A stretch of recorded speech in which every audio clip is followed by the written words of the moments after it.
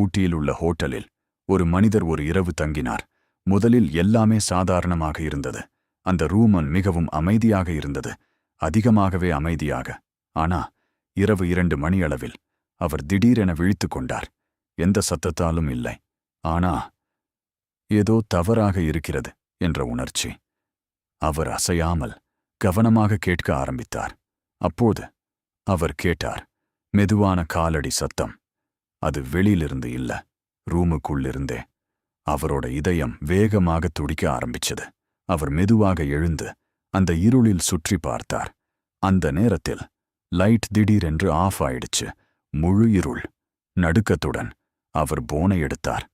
அந்த சின்ன லைட்டில் சுற்றி பார்த்தபோது அவர் அதை பார்த்தார். ஒரு நிழல் உருவம் ரூமின் ஒரு மூலையில் நின்று அவரை பார்த்து கொண்டிருந்தது. அவர் அங்கேயே உறைந்து போனார்.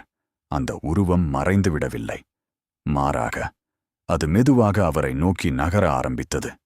அடுத்த நாள் காலை அவர் உடனே ஹோட்டலை விட்டு வெளியேறினார். போகும் முன் அவர் சொன்ன ஒரே வார்த்தை, அந்த ரூம்ல அவர் மட்டும் இல்ல.